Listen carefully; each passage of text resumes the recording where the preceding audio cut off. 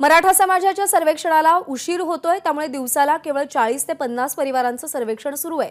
31 जानेवारीपर्यंत सर्वेक्षण होणं कठीण आहे असं सांगितलं जात आहे आणि सर्वेक्षण करताना मराठा परिवाराला 180 ते 200 प्रश्न विचारून ते फॉर्म्स भरावे लागत असल्यानं एका परिवारासाठी साधारण 35 ते 45 मिनिटांचा कालावधी लागतोय।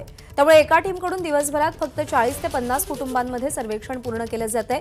त्यामुळे नवी मुंबईमध्ये असलेल्या 3 लाख कुटुंबांचं सर्वेक्षण 31 जानेवारीपर्यंत पूर्ण करणं सध्या असाध्य असल्याचं दिसून येत आहे।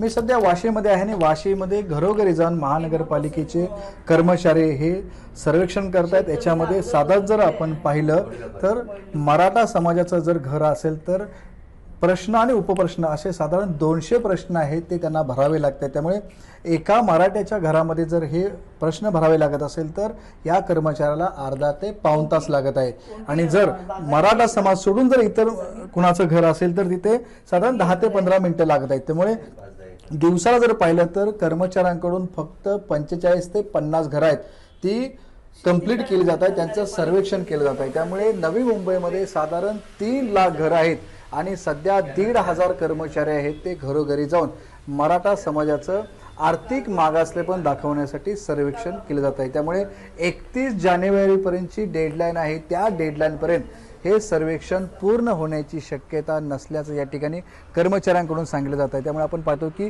किती अवघड हे काम आहे। साधारण 150-200 प्रश्न विचारले जात आहेत। एका घराला अर्धा ते पाऊण तास लागत असल्यामुळे दिवसभरामध्ये फक्त 40 ते 50 घरांचं सर्वेक्षण पूर्ण होत आहे।